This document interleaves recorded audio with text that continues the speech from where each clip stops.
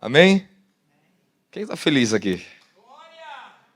Fala, um coração triste não pode receber a bênção. Fala, tem que me alegrar. Até na tristeza. Repete comigo, até na tristeza. Até na dor. Fala, eu preciso me alegrar. E Paulo diz, Filipenses capítulo 4, versículo 4, alegrai-vos no Senhor. Você pode estar triste em você, mas nele você tem que estar alegre. Fala, posso estar triste em mim. Eu posso estar triste com alguém, mas com ele eu tenho que estar alegre. Se você não se alegra nele, quem é que vai mudar a sua vida, meu querido? Fala, se eu não me alegro nele, quem é que vai me mudar?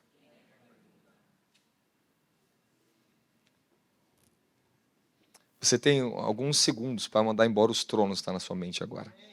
Você só tem alguns segundos. Porque eu não vou dar bola para isso.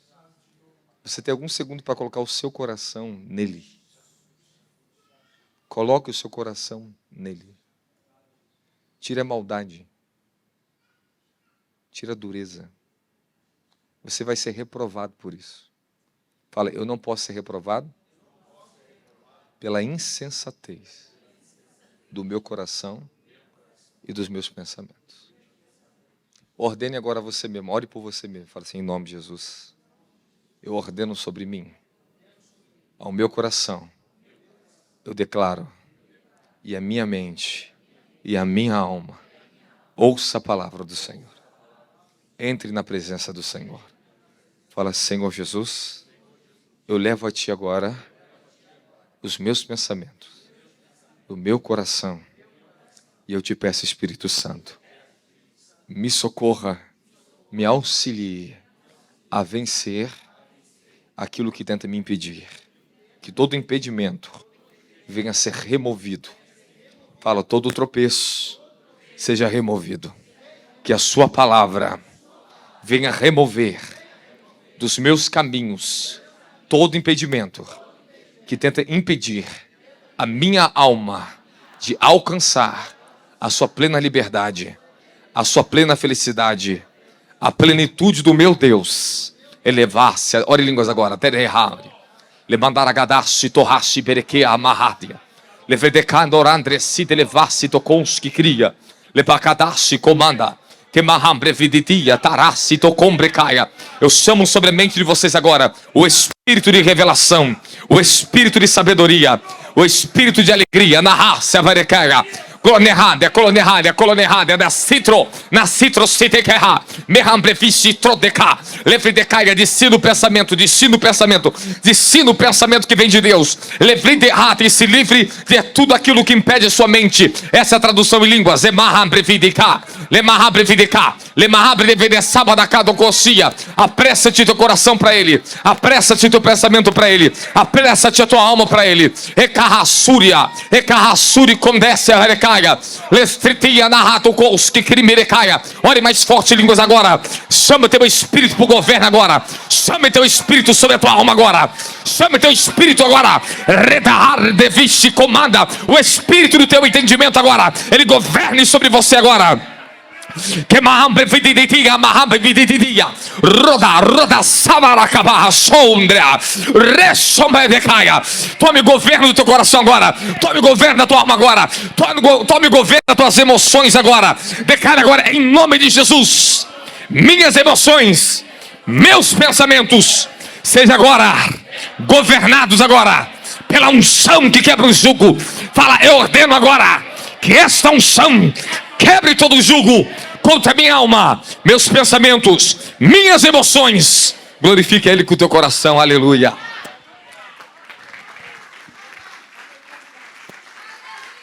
Aleluia.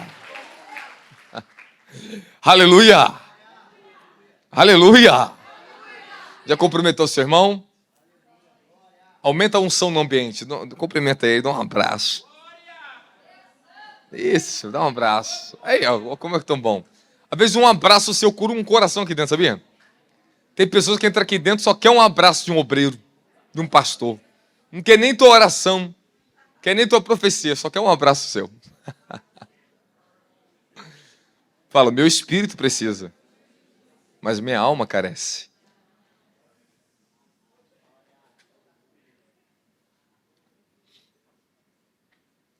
Amém? Vê que lindo. Ó, quão bom e quão maravilhoso é que os irmãos vivem em união. Ó, quão bom e quão maravilhoso é que os irmãos em união. Aperte a mão do seu irmão e dê um sorriso. Aperte a mão do seu irmão e cante essa canção. Amém. Você sabia que às vezes nós temos vitória contra principados em pequenas atitudes assim? Deixa eu te contar um negócio. E é bom ser visual no espírito, porque você vê o que acontece no mundo espiritual. Isso é bom, você traz uma experiência, né? Um dia eu tinha chegado do Rio Grande do Sul, rapaz, no avião, apareceu um certo ser para mim no avião. Aí eu falei, que coisa. Aí cheguei em casa. Aí quando cheguei em casa, aquele ser aparece para mim de novo. E era o próprio. Aí, não vou falar nome porque não vai dar ibope. O diabo não tem que ter ibope no nosso meio, né? Aí eu tô deitado lá na cama. Aí eu tô vendo, bicho, tô ali quieto. Eu tô com a Noemi, minha filha, né? Tô ali, olha. Aí eu comecei a cantar com ela, uma música de criança. Pam, pam, pam, pam, pam. Aí eu falei assim, Deus é... Aqui Deus é amor do Três Palavrinhas, né? Aí eu comecei a cantar o Três Palavrinhas com ela. Três palavrinhas só. Quando eu fiz isso, aí eu entro espírito ali quieto, entra espírito de novo e vejo o bicho. Aí o bicho ficou assim.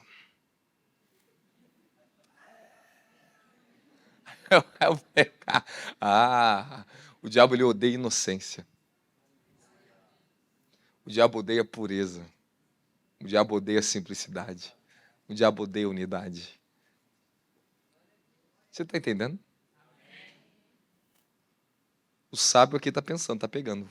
Você já está vencendo o principado. Você já está vencendo o impedimento da sua alma. Às vezes são atitudes assim simples e puras que faz vocês ter grandes vitórias na vida. Simples e pura.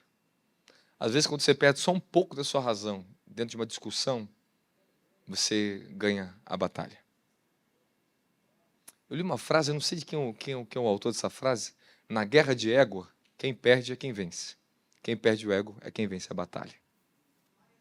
Em uma discussão, na guerra de ego, quem perde o ego é quem vence a batalha. Então, quando você está em conflito contra o ego, é melhor você perder para você ganhar. Aí você vence a batalha. Amém, amém? Incrível que pareça, o que o inimigo mais usa contra a nossa vida é o ego. É o ego. É onde a imagem do homem do que ele é. O ego. Eu posso dizer que a humildade é a imagem de quem Cristo é. Quando o ego está baseado na sua carne, a humildade está baseada na natureza de Cristo em você. Isso aqui é bom, hein? Anota aí, depois você gosta aí. Amém?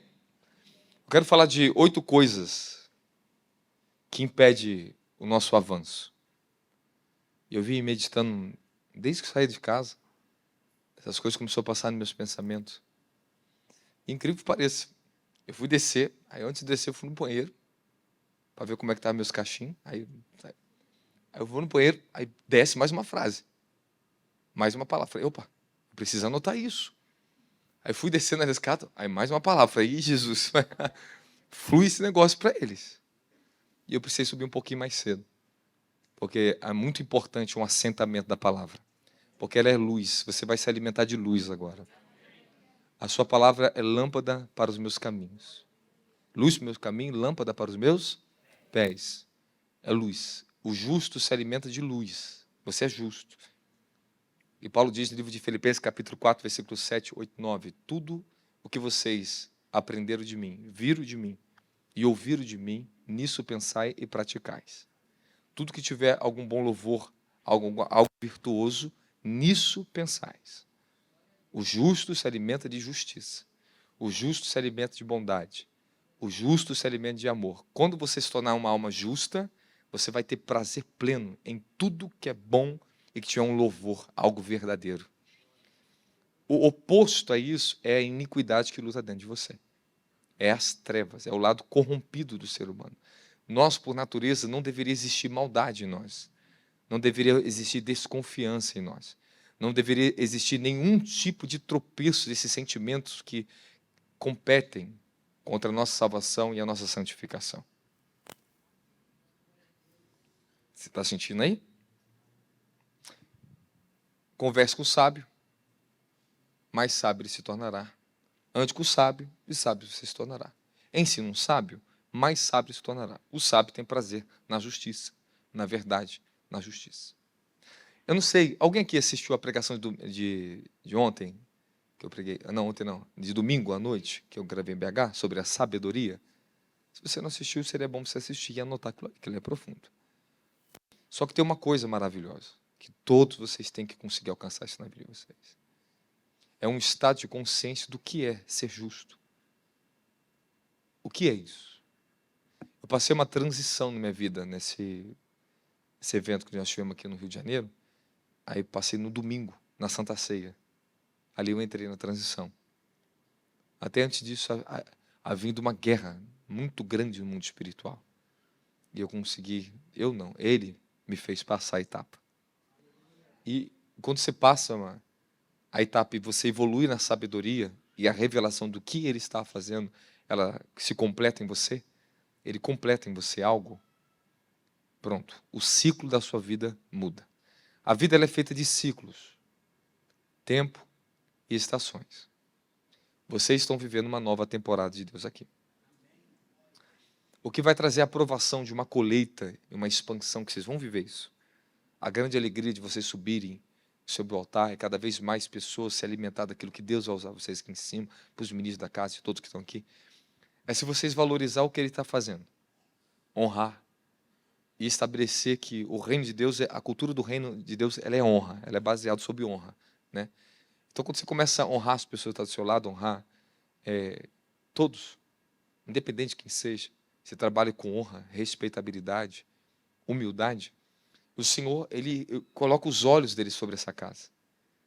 Ele dá um sopro de salvação de almas para nós. Vai vir um sopro de Deus maravilhoso sobre o nosso ministério nesse próximo mês agora em diante. 7º mês é o começo de um ciclo de um ano agora. Então, começa a promessa se cumprir. Então, simplesmente, Ele cumprirá aquilo que Ele falou para mim neste lugar. Porque a palavra veio dEle, entende isso? Nós estamos a serviço dEle, então tudo se cumpre. Então, vocês receberão uma colheita aqui dentro. Uma colheita. Então, sejam sábios para você colher. Sejam sábios, porque Deus está enviando uma colheita para vocês. Amém, amém? Vamos começar? Vamos começar com a primeira coisa que eu acho que é a mais difícil, ou a quase mais difícil. Ser vencida. Que é uma das maiores estratégias que o diabo usa. Essa pequena palavrinha que eu vou falar para vocês, ela é muito perigosa. E você vai ter que aprender a andar o resto da sua caminhada cristã, se protegendo do que eu vou te falar agora. Posso começar? Fala assim: Espírito Santo, usa teu servo para nos alimentar. O que o Senhor colocou no coração dele, seja revelado ao meu coração. Em nome de Jesus. Fala: obrigado, Jesus. A primeira coisa que nós vamos falar hoje, abre o meu livro de Lucas, capítulo 17, versículo 4. Eu vou te trazer praticamente uma pregação, mas é mais... vou te trazer uma instrução para vocês. Amém? Um ensino. Se contra ti pecar 7 vezes ao dia, e por 7 vezes vier ter contigo, dizendo: arrependo-me do que fiz, perdoa-lhe. Está falando: se o irmão pecar contra ti. Diante disso, pediram os apóstolos ao Senhor: aumente a nossa fé. Fala: amém. Aumente a nossa fé. A primeira coisa que nós vamos tratar aqui é sobre ofensa. Fala: ofensa.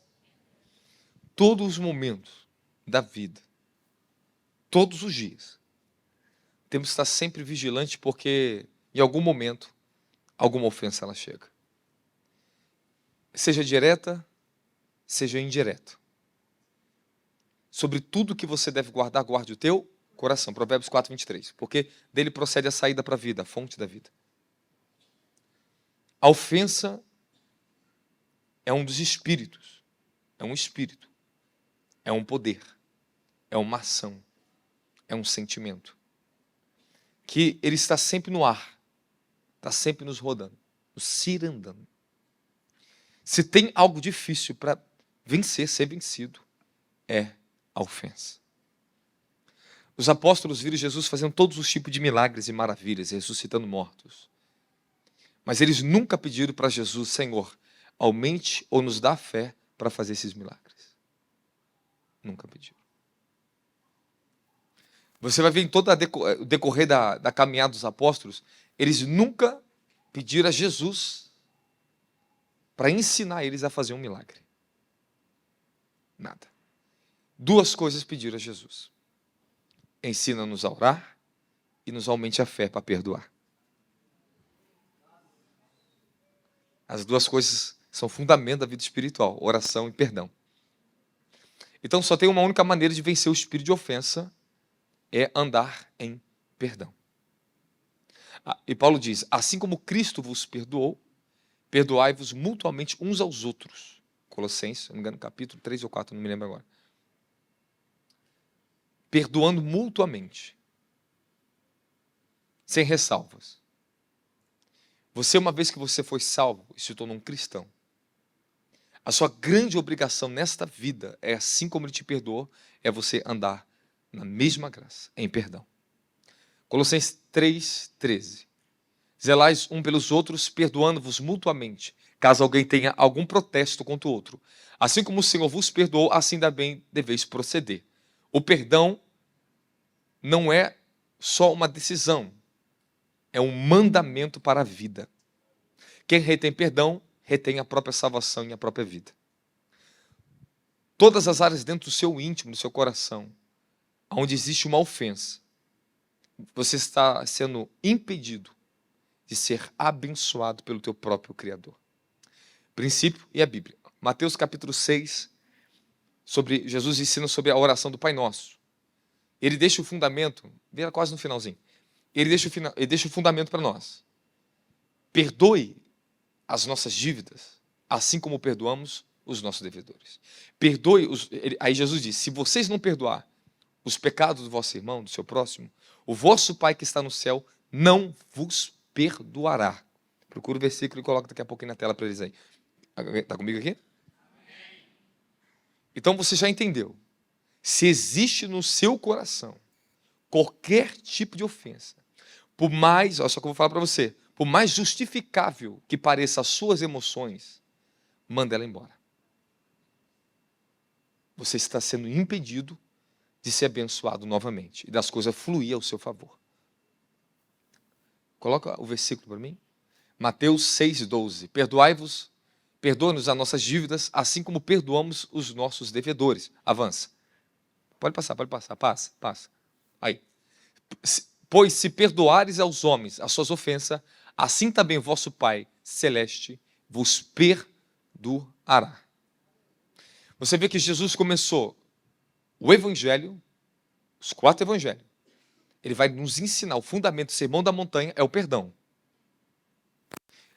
Um dos grandes mestres da grande assembleia dos rabinos, dos maiores sábios que teve em Jerusalém, da assembleia dos 120 sábios, que veio desde Moisés até a construção do segundo templo, eles dizem uma coisa muito importante.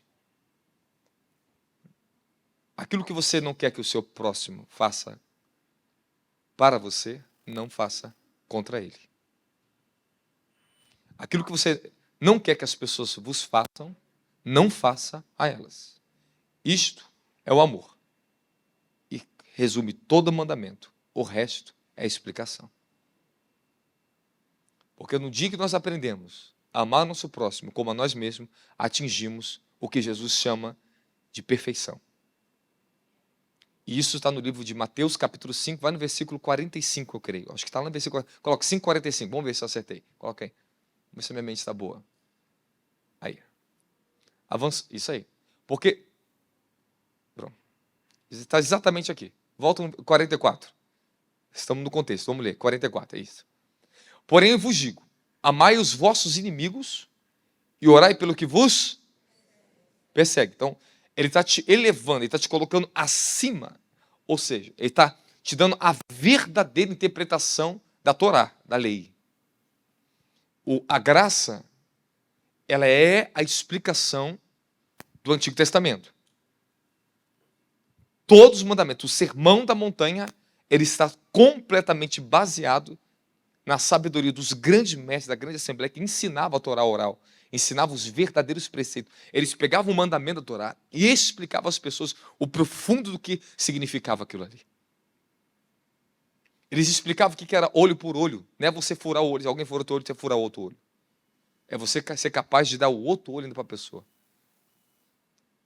Então, existe muito equívoco, às vezes, no julgamento em relação à lei, como é que eles se procedem. Não. Todos os mandamentos ali ensinam você a amar. Mas apóstolo, manda você matar a pessoa que te matou alguém da sua família. Na lei, escute o que eu vou falar para você. Perdão não era uma obrigação. Na graça é uma obrigação. Na lei, era uma decisão do seu coração. Era essa a aprovação de Deus. Então, se você me batesse, eu tinha direito de dar um tapa em você. Mas aí que provava o meu amor. Se eu te perdoasse, eu transcendi a justiça.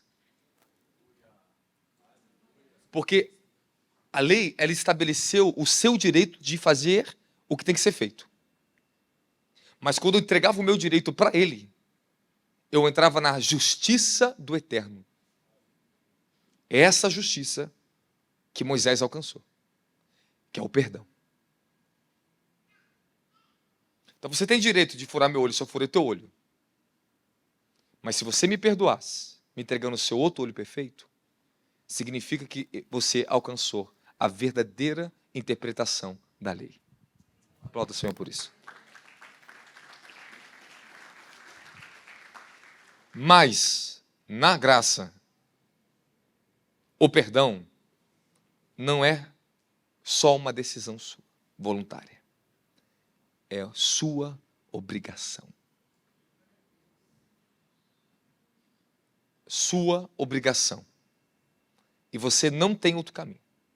Não existe para você, desculpe o que eu vou falar aqui agora, se você pegar e analisar o Evangelho, Jesus deu a vida dele para você. E para você ter a vida dele, você escolhe. Eu te entrego a minha vida, eu tomo posse da sua vida. Correto? Você concorda comigo? Concorda ou não concorda? Sim ou não? Sim.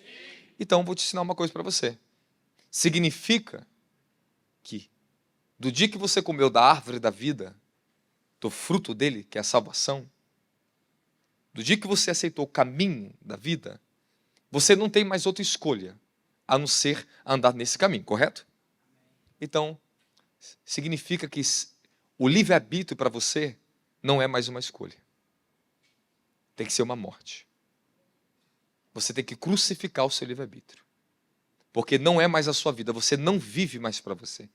Você vive para Ele. E nós estamos nesse caminho. Nós estamos alcançando a nossa crucificação. Eu posso dizer de mim, eu estou falando da minha vida. Todos os meus anos de evangelho, de cristão, o que eu estou me tornando agora é isso. Essa verdade, ela tem se assentado sobre mim com um compromisso profundo, meu amor ao meu próximo. Eu sinto profundo isso. Hoje eu estava escrevendo um capítulo do nosso novo livro que nós vamos lançar. Eu escrevi exatamente uma parte muito importante sobre espiritualidade e chamado. Que quando eu me assento com o meu pessoal, quando eu viajo, vou fazer conferências, as famílias, o pessoal sentado comigo, nós nos reunimos para comer. A coisa que eu mais priorizo ali é que eles vejam uma coisa em mim. É o que Cristo fez em mim como pessoa. A pessoa que Jesus transformou. Eu dou a ele amor, humildade, ensino todo o tempo a eles. Não julgue as pessoas, ame. Só dou amor e respeito. Então, eles sentam na mesa e não querem levantar da mesa. Porque ali está o Senhor conosco. É isso que nós vamos alcançar nesses últimos dias como igreja da restauração. Nós somos um ministério da restauração. Não de restauração, somos da restauração. Nós não estamos tentando fazer algo, nós já somos algo que vamos fazer. Por isso que é da restauração. Então, eu quero chamar vocês a um compromisso com as Escrituras e um lugar que eu alcancei. E eu estou muito feliz por ter alcançado esse lugar. Eu estava no carro indo para o evento, na nossa igreja agora em Contagem. Nós estamos agora uma base de vocês, a família nova de vocês, né? E eu estava no carro e, de repente, estou falando com o Bispo Doug, sentado atrás comigo no carro, o pessoal dirigindo. E eu estou ali, fiquei quieto na dimensão da glória, quietinho. E, de repente, eu entro em espírito. E abriu-se um livro diante de mim, colorido. Eu vi como se fosse uma roda assim, com vários tipos de figura. Árvore, animais, ser humano, comida, tudo. Vários símbolos do que é a natureza. E ele me deu um acesso àquilo. O meu espírito viu aquilo. Quando no espírito acessamos uma dimensão de luz, uma revelação, a sua inteligência, a sua percepção de alma e o coração humano, ele simplesmente começa a trabalhar conforme aquilo que o espírito está recebendo. Então tem coisas que começou a sair de mim, sentimentos, pensamentos, sabedoria, entendimento, que não é normal. É onde eu entrei em espírito. E a sala dos justos é uma dimensão. A fé é uma dimensão que você vive, não é só um sentimento que você tem. Temos sentimento de fé, mas escute. Fé é uma dimensão do reino. E quando você sai da fé, você abandona a fé, você sai de uma dimensão. Eu vou pegar depois, quando eu voltar a falar sobre fé com vocês, eu vou mostrar no grego, vou pegar o versículo bíblico e vou comprovar para vocês o que eu estou falando aqui. Amém? Depois nós entramos nisso. Vamos continuar falando sobre ofensa. Vai pegando tudo que está sendo semeado. Eu estou como um bom semeador. E graças a Deus por esse ambiente que está aqui. É exatamente aqui, esse tipo de ambiente que eu consigo trazer esse tipo de mensagem. Às vezes, como tem muita gente, muita pressão de alma e espírito em cima de mim, faz eu pregar acelerado, debaixo de mais poder e ministrar. Só que isso é bom, mas por outro lado também fica incompleto certas coisas. Nós temos que aprender que o Espírito se move de diversas formas. Isso aqui é o poder de Deus, chamado revelação e sabedoria para vocês. Se você quer ter mais luz, pega essa luz, anote, grave, fique atento a essa mensagem, porque nós vamos entrar profundo aqui com você, amém? Então tá aí, se amar os vossos inimigos. Amai os vossos inimigos e orai pelos que vos perseguem. Avança agora. Ok. Para que vos tornei filhos do vosso Pai que está no céu, pois ele fez raiar o seu sol sobre os maus e os bons, e derramar chuva sobre o justo e injusto. Avança. Porque se amares os que vos amam, que recompensa tens? Não fazes os publicanos igualmente assim? Avança. A 47 agora. E se vos saudais somente os vossos irmãos, o que fazeis de notável? Não age os gentios também dessa mesma maneira? Avança. Agora sim. Sendo assim, sede vós perfeitos, como perfeito é o vosso Pai que está no céu. Aí talvez você para no 48, aqui você fica assim, como é que eu vou ser perfeito? Como é que o meu Pai que está no céu? Quando você se torna uma pessoa imparcial. Você para de dar para aquele que só te dá. Você não só dá para aquele que te dá, você dá para aquele que nunca te deu, que nem você conhece. Você não só ama aquele que te ama porque isso é fácil. Você dá o amor para quem não merece o seu amor, os seus inimigos. Quando você deixa de ser uma pessoa, parcial, parcialidade. Só faz, só ama, só age com justiça quando te é conveniente. Deixamos de ser cristão conveniente e passamos a ser pessoas que passamos além da conveniência, Você tem que agir com o amor de Deus todo o tempo e como lei dentro de você. Tem uma conduta que eu tenho no meu pensamento, no meu coração, é sempre não julgar as pessoas, nem no meu pensamento e nem no meu coração. Por tudo que é aparente dela, não julgue ela. Guarde-se do julgamento, porque você está tropeçando na alma. Você está retendo luz de você mesmo. Porque as pessoas acham que Deus só olha a ação. No reino dele e no evangelho, ele olha para o profundo coração e a ação também. No Antigo Testamento, adultério era a ação. No Novo, é só de você pensar. Quem está comigo fala amém. O Senhor me deu experiências que Ele me levou em espírito. Ele me mostrou o que é o coração. Ele falou assim, aqui dentro, o pecado não pode entrar. Se aqui dentro, o seu coração, do meu povo, permitir que o pecado usurpe o meu lugar de honra, vocês caem no coração primeiro. É muito pior no coração do que a própria ação. Tem gente que bate o carro, mas não é intencional. É porque errou, não prestou atenção, não estava bem. Outros batem porque são violentos. Um dia um cara pegou um carro e bateu em cima do meu carro. Bateu mesmo. Ele simplesmente acelerou o carro dele e bateu em cima do meu carro. E jogou e bateu. O meu carro não saiu do lugar, não sofreu um arranhão, nada. Ele que se deu mal. Estou protegido. E foi diabo, demônio. Eu fiquei olhando para um indivíduo daquele ali, perdão. Perdão. E sem causa, sem motivo, nem nada. Simplesmente foi lá e fez isso. Outro dia eu estou parado, um carro vem e bate atrás do meu carro. Ao descer, o cara desesperado, pô, me dá o telefone, cara, vou pagar. Eu falei, Deus já livrou do pior. Não aconteceu nada com o meu carro. Vai em paz. Não, rapaz, poxa, eu quero te pagar uma... Fica tranquilo, irmão. Abracei ele. Deus te abençoe, olhe para Cristo. Aí vai embora. Não fiz caso. Estava intacto meu carro. Vocês estão me entendendo? Amém, amém? Teve um dia que eu toquei na traseira de um carro que parou repentinamente na minha frente. Ele errou. E pum, não toquei. Não aconteceu nada com o carro dele. Nada. Nem com o meu. Eu desci, aí ele veio com usúria. E quando ele veio com usúria comigo, e vi que não aconteceu nada, eu olhei para ele e me deu uma revelação. Falei, você é cristão, né? Ele gasgou na hora e a mulher do lado dele, sou. Não teve como negar. Eu falei, pega meu telefone então. Ele, não, esquece, cara, deixa isso aí mesmo. Eu constrangi ele, porque Deus me deu uma revelação que ele era um cristão. Ele estava com usúria comigo, que ele olhou para o meu carro. Você está entendendo? Quebrei ele ali, porque Deus me deu uma revelação que ele era um cristão. E assim, às vezes na vida, o Senhor às vezes permite certa circunstância para provar quem você é. Quem você é. Um dia eu dei um ensinamento aqui, eu falei assim, há batalhas que nós somos destinados a perder, para que Deus possa nos ensinar.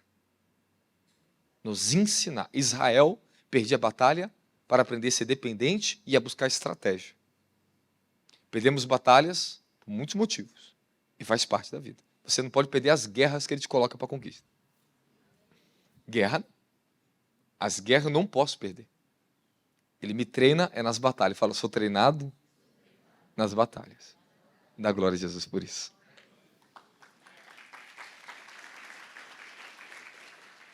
Vamos lá. Tem alguém que quer ser mais sábio aqui na vida? Mais justo? Estou pregando para o povo certo hoje aqui? Você vai sentir uma coisa em você amanhã, ou ainda hoje ainda.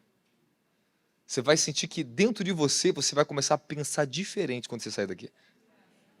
Aí você vai acordar com um nível de paz diferente amanhã, porque é a luz que eu estou trazendo luz para a sua alma. Porque eu estou te orientando dentro do caminho da justiça e da verdade. Essa é a vereda do justo, que vocês têm que se esforçar para estar nela. Com todos os esforços. Desculpa os crentes descompromissados aqui dentro. Eu estou tentando trazer você para a luz. Os que estão compromissados com o reino, eles entendem o que eu estou falando. Os que ainda não transitaram por reino e para a salvação, eles ficam nas igrejas por emoção, esperando Deus fazer alguma coisa, quando Deus já fez tudo e espera ela ter atitude para receber. Então, para Deus fazer grandes coisas na minha vida, eu tenho que ter atitudes que correspondam ao favor dele na minha vida, para que ele possa me dar. O que é mais difícil? Aprender a pedir, orar, ou aprender a receber? Eu descobri na minha vida que o mais difícil era aprender a receber. Porque o que eu orava, meu filho, o que eu pedia, eu era pidão. Eu era chato, eu tinha uma chatice quando eu era criança, que quando eu queria uma coisa, cara, eu conquistava aquilo ali. Eu queria uma piscina, eu ganhava uma piscina. Eu queria um videogame, eu ganhava um videogame. Eu queria uma bicicleta, embora meus pais não tinham dinheiro. Mas minha mãe me ensinou uma coisa de fé, vai falar com Deus. E eu subi em cima da laje e ficava falando com Deus, eu quero uma piscina, Deus. E Deus me dava a piscina. O vizinho comprava uma nova e me dava a antiga do filho dele. Mas eu tinha minha piscina. Eu falei, Deus, essa piscina é muito pequena, eu quero uma maior. E depois eu ganhava uma maior do vizinho. E sempre foi assim na minha vida. Sempre foi assim. Ser persistente. Vocês têm que ser persistentes. Amém, amém? Fala, eu tenho que ser persistente. Na justiça. Em tudo que eu creio em Cristo. Aprender a receber é muito mais importante do que somente aprender a pedir. Pedir, a Bíblia nos ensina, temos que aprender a pedir corretamente. Isso é muito importante. Mas aprender a receber, que é o dilema. Deus falava comigo assim, às vezes eu pedia certas finanças para Deus, aí Deus falava comigo, fala claramente comigo, por que você está me pedindo isso? Você vai fazer o que com isso? Eu ficava pensando, é verdade, Senhor. Para que eu estou te pedindo mais recursos? Não preciso. O Senhor falou, quando você amadurecer, e estiver pronto para receber e fazer, eu vou te dar. Então Deus amadurece, passamos estágio de maturidade. Hoje eu entendo, e eu sei onde aplicar o recurso financeiro. Amém, amém? Então eu posso receber o mais de Deus. Por quê? Porque eu estou pronto, preparado para receber e para executar.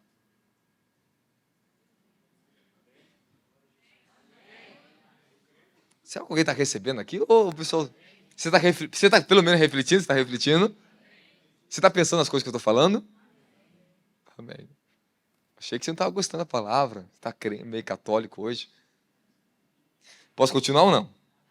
Alguns veem meio muçulmano, fica meio bravo com você. Eu falei, nem te conheço que bravo comigo. Já viu a pessoa está num ambiente brava com a outra? Eu falei, olha, você não é muçulmano aqui não, hein? Tá brigando. Mateus 24:10, coloca para mim. E eu vou entrar agora dentro, vou começar para escutar um pouquinho mais com você, tá? Você quer permitir eu falar com vocês como um pai falando aos filhos? Ou você só quer um pregador no altar aqui? Fala para mim, você quer um pregador ou você quer um pai hoje falando com você aqui? Então pronto, eu me recebo com teu pai no teu coração. Fui falar isso lá em BH, meu filho, a glória caiu todo mundo, pegou todo mundo, meu filho. É uma chave, é acesso. Esse acesso. Aqui Jesus, aqui é o sermão dos últimos dias. Mateus 24. É um dos sermões mais importantes que tem na Bíblia, que fala do percurso dos últimos tempos, todos os sinais que nós vamos viver antes da volta de Jesus. Amém? E olha só a coisa mais incrível que eu quero que vocês vejam, sobre ofensa. Que um dos sinais que antecede a volta de Jesus Cristo é o espírito de ofensa e traição. Olha lá. Nessa época, muitos ficarão escandalizados. Aqui, ó. Essa palavra em grego, escandalizado, escandalon, ofendidos. Haverá no coração do ser humano um nível de ofensa qual nunca existiu antes. Eu quero falar de novo com vocês, para vocês terem uma percepção espiritual que o que está acontecendo na raça humana são forças malignas de opressão. Nós estamos debaixo de guerras, de uma pressão contínua, porque o esfriamento do amor, essa multiplicação de iniquidade, tem levado o povo a isso aqui, ó, escandalizados. As pessoas estão andando escandalizadas, ofendidas, olha lá. E trairão uns aos outros e se odiarão mutuamente. Presta atenção aqui, eu quero te ensinar algo aqui. Ali, vamos lá. Aqui é uma progressão da evolução da ofensa. Eu descobri em toda a minha jornada de ministério, quando tinha problemas, pessoas saíram da igreja, conflitos, traição, eu descobri o que acontece. E eu vou te ensinar essa noite o que antecede a quebra de aliança, pessoas que vão embora das igrejas, rachaduras de ministérios. É exatamente aqui o primeiro passo. Vamos lá. Ó, ficarão escandalizados, ofendidos. A ofensa, ela provoca a traição. Ninguém pode trair uma pessoa se não estiver ofendido primeiro. Não existe, não tem como ter traição, se não tiver primeiro uma causa que provoca a traição. E a causa que leva a pessoa a trazer traição, rebelião, ele tudo é sinônimo, tá? Rebelião, traição. O que leva a rebelião e a traição é o espírito de ofensa. Depois da traição, da rebelião, entra o terceiro grau, o mais perigoso. Esse aqui é o que traz destruição, o ódio. Odiarão mutuamente. As pessoas vão se odiar. Quando o ódio ele entra no coração da pessoa, aí sim, aí abre o que nós chamamos, no reino espiritual, a legalidade para espíritos de difamação, perseguição, assassinato, destruição, entrar na vida dessas pessoas umas contra as outras. Esse é o pior grau que acontece. Nós vimos também história de chegar de pastores, querer matar, mandar matar outro pastor, por tanto ódio. Ódio. Eu fiquei sabendo uma história de uma ministra que mandou matar outro por ódio. Por quê? Ofensa, traição, que levou depois ódio. E o ódio provoca vingança. Então tome cuidado. Que se na sua vida você alimenta espírito de ofensa, uma hora ou outra, esse poder pode ficar tão terrível contra a sua vida que leva você a querer matar uma outra pessoa, agredir, cair para agressão física. Porque isso é o espírito de vingança. Tive uma situação, nosso irmão que contou para mim no ministério, uma pessoa que saiu ofendida contra essa pessoa do ministério. Ficou ofendida contra ela. Embora esta pessoa causou muitos problemas e muitas ofensas contra as outras pessoas, inclusive a mim também, ao ponto de me chamar de bruxo, satanista, sacrificar pessoas, tá, etc. E coisas piores ainda. Mas essa pessoa ofendeu, estava com o coração ofendido e retalhou outra pessoa do meu ministério, com ódio. Falou, você não vai ficar nesse ministério. Você me tirou desse ministério e vou tirar você de lá. Sabe que isso aí é ofensa. E não vai tirar ninguém. Isso não dá em nada, nunca dá em nada. Não vai em lugar nenhum. Sabe o que é isso? Está ofendido, não reconhece que ofendeu os outros e não quer se consertar diante da igreja. Porque pecou contra a igreja do Senhor. E isso nunca vai sair da vida dessa pessoa se ela não vir pessoalmente se retratar primeiro com a autoridade do ministério, depois terá direito de conversar comigo e com a outra pessoa que ela se sente ofendida para resolver o seu problema. Não pode ir direto. Vai ter que passar por mim. Porque eu respondo por essas outras pessoas dentro do meu ministério. E eu não vou permitir que outra pessoa toque nessas pessoas, porque é minha ovelha. Amém? Então tem que falar comigo. Isso é princípio que não pode ser quebrado.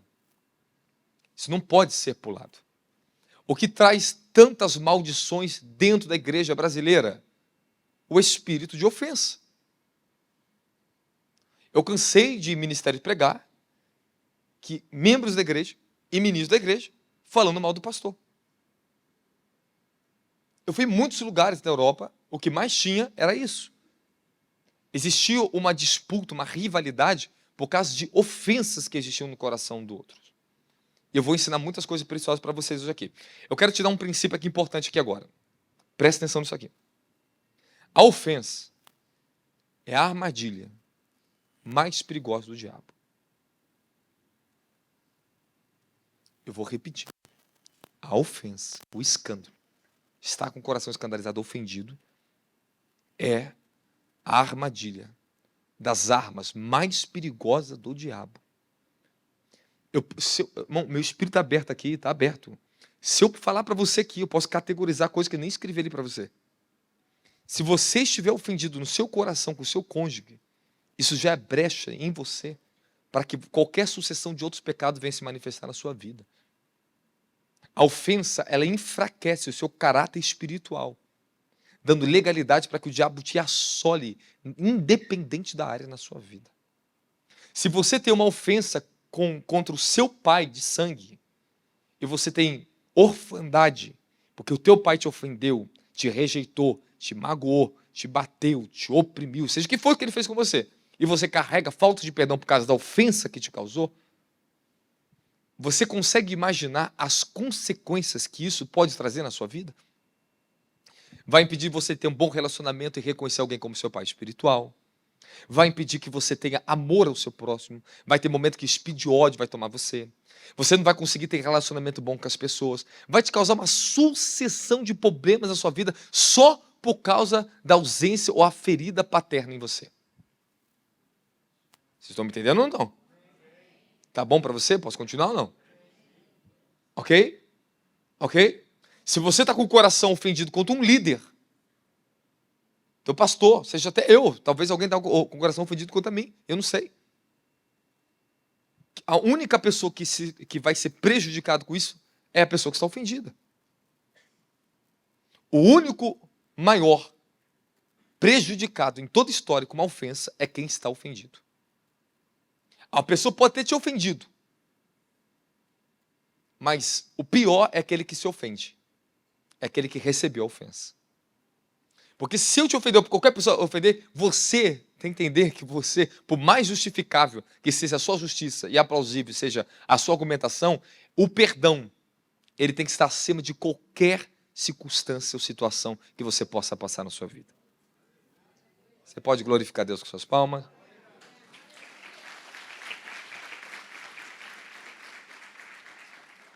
Abra para mim Provérbios 18, versículo 19. Eu posso doutrinar vocês?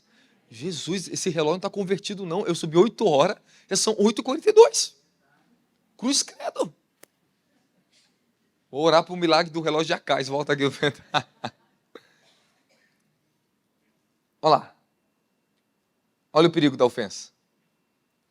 É muito mais fácil reaver a amizade de um irmão.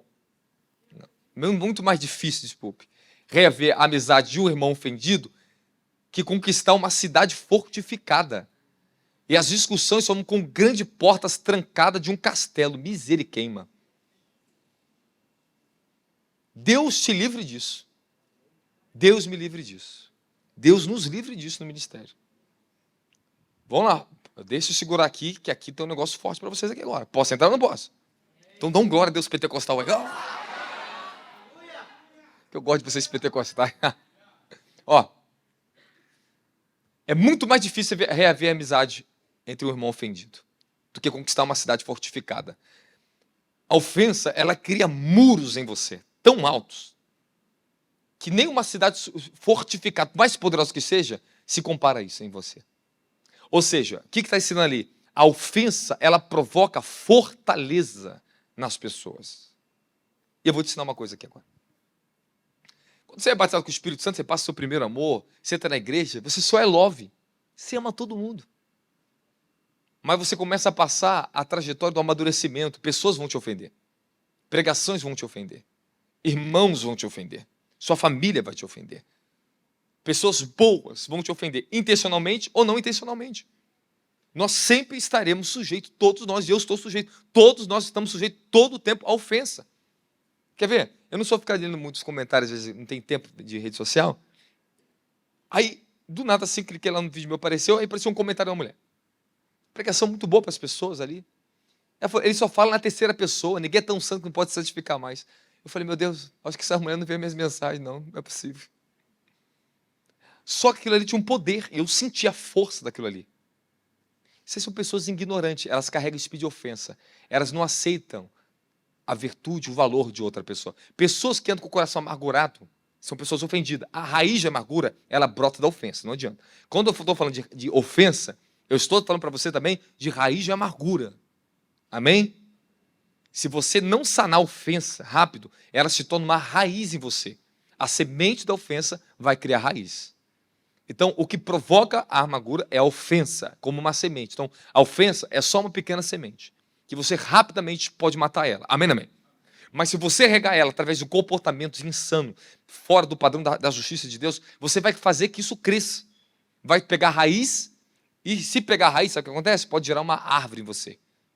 E quando gera árvore, gera tronco, gera folhas, gera fruto, difícil é reverter o quadro de uma vida, uma vez que a ofensa se tornou uma árvore nessa pessoa. Às vezes, na libertação, nós cortamos o ramo, consequência, ação. Pô, mas o problema não é a ação, é o que provoca a ação. Aí tu vai para o tronco. E às vezes tu bate no tronco da pessoa, é tão difícil libertar a pessoa ali dentro, é tanta dureza, tanta dor. Aí depois você tem que entrar na raiz da pessoa. Então a libertação tem ramos, tronco e raiz. Nós vamos falar de libertação, já vamos estabelecer o Clean Soul para vocês, o Ministério de Libertação. Eu vou ensinar tudo isso para vocês com o Ministério de Libertação. Amém, amém? Já está tudo em processo material, tudo isso vai ser ensinado para vocês. Amém? Libertação no nível do fruto, que é cortar ramo, tronco e raízes. Agora, vamos tentar impedir que esse negócio prolifere na nossa vida. Vamos ter um coração perdoador. Amém, amém? Vocês estão entendendo como é importante vocês estão me ouvindo aqui? Está me entendendo? Não tá? Quando a ofensa cria muros em você, sabe o que significa isso? Fala, o quê? Você se torna uma pessoa reclusa no amor. Reclusa. Em tudo. Você tem medo agora de se relacionar com pessoas, porque você foi ferido, foi ofendido, foi escandalizado, ficou frustrado, decepcionado com pessoas. Então você se torna uma pessoa muito mais reclusa. De ter relacionamento com as pessoas, você se torna mais fechado, portões fechados, castelo trancado. Ó. Você tranca os portões do teu coração. Você era uma pessoa aberta, era uma pessoa feliz, agora é uma pessoa infeliz, uma pessoa amargurada e fechada para a vida e para as pessoas. E fica o falso discernimento, porque é até justificável que você se sinta assim. Mas isso não é verdadeiro. É justificável para você, mas não é verdadeiro. Isso é um sentimento, é uma falsa sabedoria, porque a raiz de amargura e ofensa produz a falsa sabedoria. Você se procura sempre uma justificativa para se manter na sua posição de orgulho. Falo, o ofendido é orgulhoso. Não tem como, essa é a verdade. Tanto quem ofende como é ofendido é orgulho. Orgulho. Por quê? Porque fere o ego, fere o orgulho da pessoa. Quando nos fere o nosso orgulho, nós nos retemos o perdão. Aí isso é o sentimento de ofensa, nasce. Então, quem é que tem poder de ofender vocês? Irmão. Que tem fraternidade, comunhão. Uma pessoa que não tem comunhão comigo, ou que não tem alguma autoridade, ou que não representa alguma coisa para a minha vida, ela não tem poder de me ofender. Então muitas pessoas já tentaram falar mal do meu ministério, falaram, estou nem aí, nunca jogou em mim. Amém, amém? Mas pessoas que você acredita nelas, deposita confiança nelas, ou espera algo delas, elas sim, é que tem poder de te ofender. Você quer ver um negócio aqui? Aqui dentro. Já fazemos parte aqui já de uma comunidade, correto? Todos aqui uma comunidade. Se eu pego aqui a pastora Yala, talvez não conheça muito bem a irmã que está ali atrás. A irmã, você, qual é o seu nome de camisa preta aí? A senhora? Qual é o seu nome? Anne? Vamos supor, a Anne é membro, mas a pastora Yala ainda não conhece ela. Mas só da Anne estar nesse ambiente e ser membra, ela já tem poder de ofender ela. E aí ela já tem poder de ofender ela. Porque já estão dentro do mesmo ambiente, embora ainda não tenha relacionamento, mas faz parte do mesmo ambiente. Então, o pouco de contato que uma pessoa tenha com você, ou estão debaixo da influência do mesmo ambiente, já pode causar ofensa. Mas uma vez que não pertence à casa, pode falar o que for de você, tu não conhece. Não tem nem acesso ao mesmo ambiente que você. Vocês estão me entendendo? Amém, amém? Glória! Então pronto. Então, de acordo com a aproximação, quanto maior o grau de aproximação que uma pessoa tem de você, pior se torna a ofensa que pode vir nessa pessoa no seu coração. Por causa do poder e autoridade e influência que essa pessoa tem na sua vida. Então, quem são as pessoas mais difíceis de perdoar? Quem? Os mais próximos. Quem é o mais próximo de você? Teu pai, tua mãe, teu filho, teu primo, tua família, teus irmãos na igreja. Mas eu tenho uma coisa mais forte para falar para você. O mais próximo de você é aquele que você mais ama. Aquele que você deu mais credibilidade e autoridade para influenciar você e seu coração. Porque a unidade, o vínculo é maior. Amém, amém? Dá glória a Jesus aí. Então, escuta, fala muros. Coloca para mim aí, livro de 2 Coríntios 10:3. Eu me sinto como um mestre aqui hoje, não são do mestre. É muito mais difícil. Vamos lá. Porquanto, embora vivemos como seres humanos, não lutamos segundo os padrões desse mundo. Amém? Fala, embora eu sou um ser humano fraco, falho, esquisito, lindo, linda. Amém? Fala, eu não luto no poder da minha carne, nem da minha razão. Qualquer poder que seja carnal, da tua carne, tua sabedoria, tua inteligência. Esse não é o padrão para vencer o que eu vou te mostrar aqui. Esse não é o padrão que Deus estabeleceu para nós lutarmos no mundo espiritual. Ele te deu armas espirituais. Fala, armas espirituais. Fala, a espada do Espírito, escudo da fé, coraça da justiça, etc. São armas. Unção, oração, perdão. É a maior arma que Deus nos deu, fala, é o perdão. Dá glória a Jesus Cristo. Fala, a maior arma que eu tenho. Fala, é o perdão. É o perdão. Avança. Pois as armas da nossa guerra não são terrenas, mas poderosas em Deus para destruir fortaleza. O Senhor vai te capacitar a destruir as fortalezas, muros que se levantaram no meio da tua família, no meio entre vocês irmãos. Tem pessoas que talvez você errou, as pessoas estão ofendidas. Deus te dá graça. Você alcança um nível de justiça que você consegue destruir fortalezas que estão na vida de outras pessoas ofendidas. Escuta o que eu vou falar para você. Eu tenho um irmão que é o mais velho. Ele mora em outro estado. Ele simplesmente teve um comportamento que ficou ofendido comigo. Sem motivo nenhum. Nenhum. Mas eu sei que ele não é cristão. Eu tenho que fazer algo por ele. Eu fui esperando um bom tempo. Até que Deus me deu uma estratégia. Falei, vou entrar ali dentro do coração dele. As armas espirituais. Falei, vou ganhar meu irmão. Vou fazer algo que ele não está esperando. Fiz uma pequena oferta. E escrevi assim no comprovante. Para as minhas sobrinhas.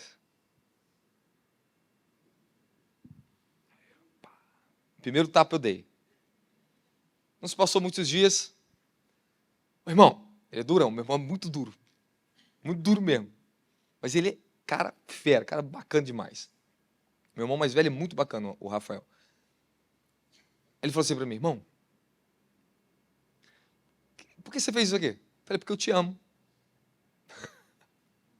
Porque eu te amo, ué. Como é que você tá? Ah, tamo bem, tamo bem. Aí, tá bom, passou. Esperei passar mais um mês. Peguei e fiz uma ligação de vídeo. Falei, não posso atender agora, depois eu falo contigo. Sem problema. Esperei mais um tempo, porque eu sei que estou lutando contra a fortaleza. Ele tem uma fortaleza de rejeição por parte de meu pai. Aí, esperei mais um tempinho, tranquilo, na paz. Fiz mais uma pequena oferta. Falei para minhas sobrinhas. Eu fiz de coração. Eu abençoei minhas sobrinhas. Aí entrou em contato, depois entrou, fez vídeo com a família, todo mundo. Vai vir conta aqui na minha casa, rapaz. Jesus ensinou, granjeais amigos com as riquezas da injustiça, com dinheiro. Há pessoas que você cura com uma pequena oferta, valorizando a pessoa.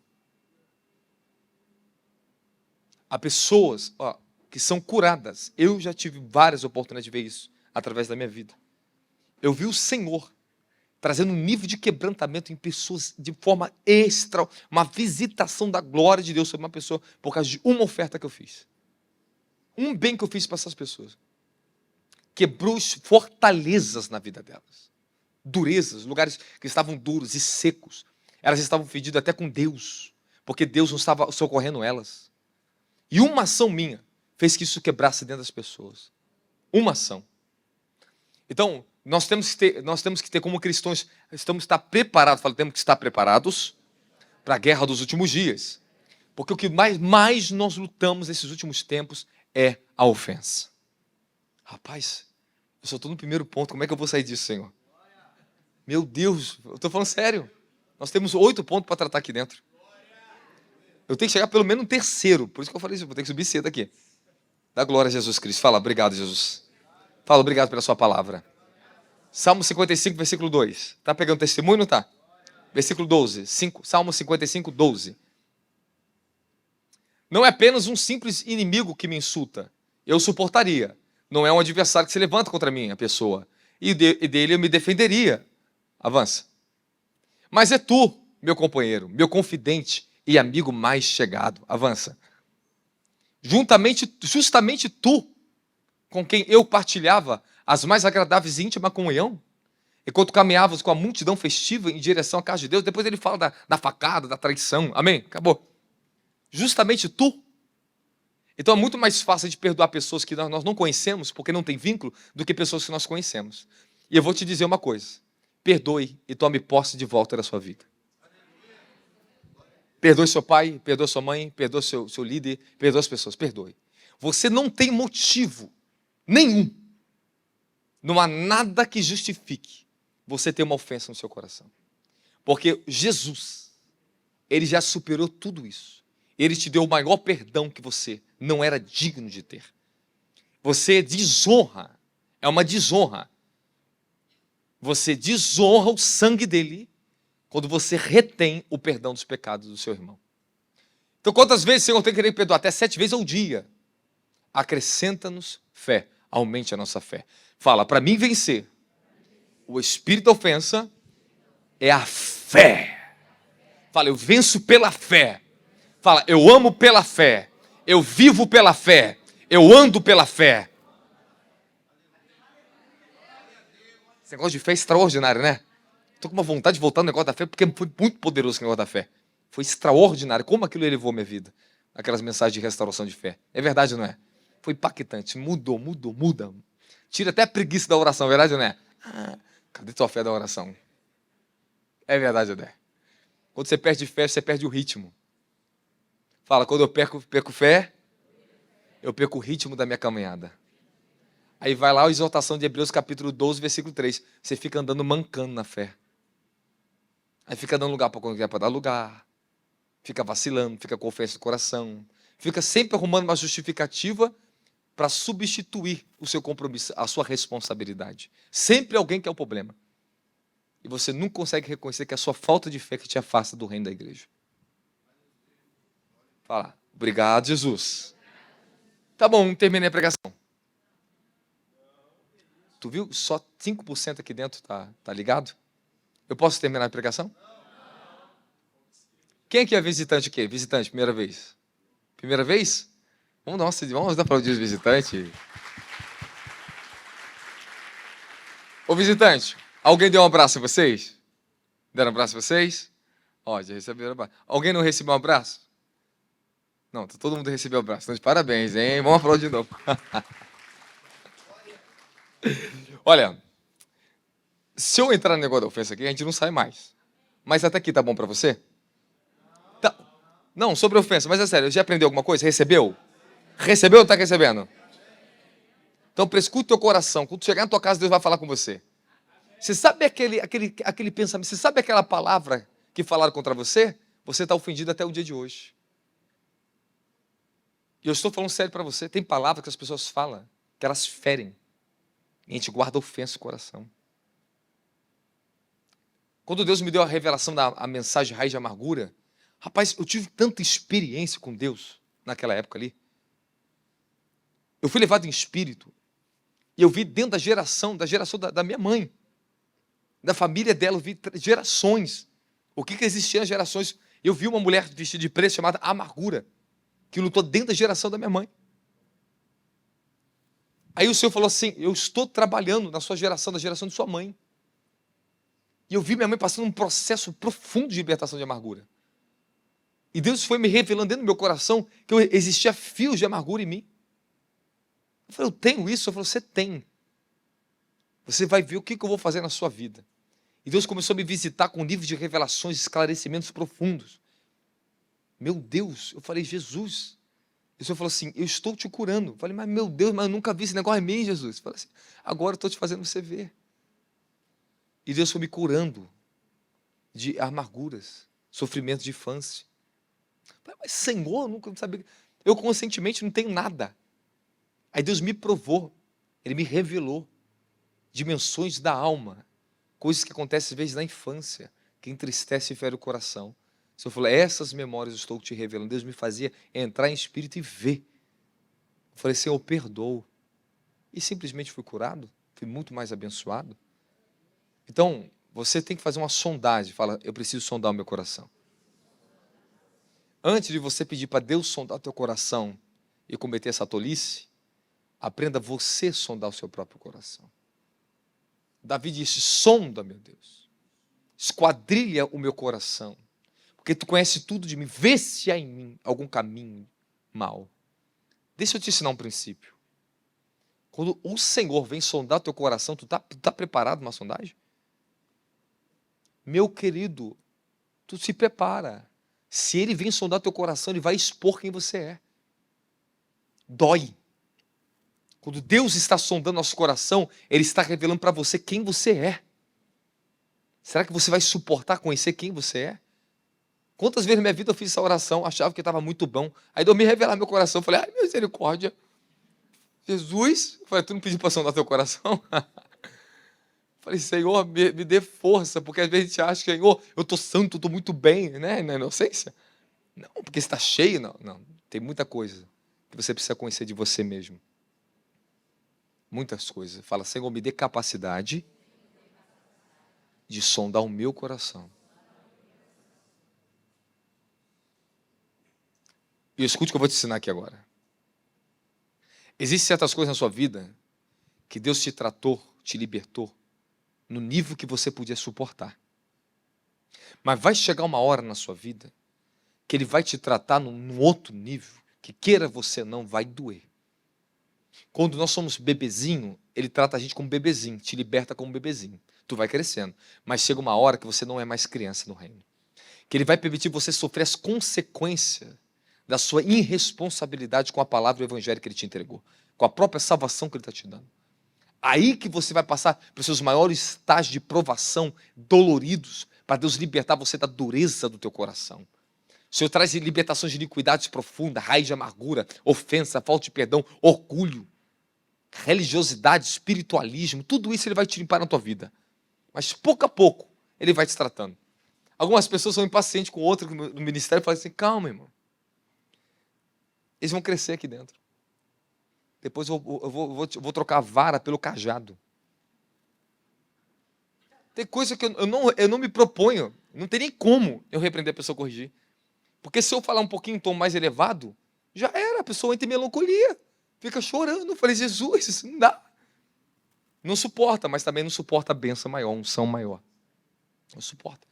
Esse é um princípio da maturidade. Você amadurece e suporta a verdade, suporta a libertação, então também tu suporta a glória, tu suporta a bênção, tu suporta a elevação na sua bênção, na tua vida da glória de Jesus Cristo. Aleluia!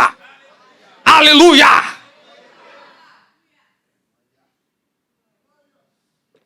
Vamos lá.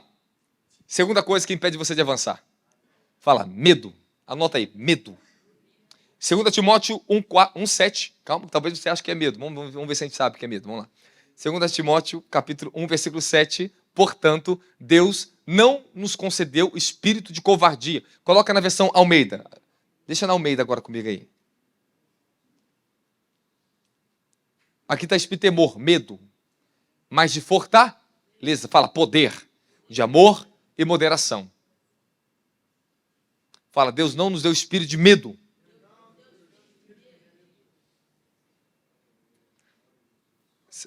Você está com fome da palavra? Você está com fome da palavra? Então faz uma oração agora no seu coração. Você fala, Senhor Jesus, usa teu filho para descortinar, para trazer a nós a continuação do que o Senhor está falando conosco. Medo.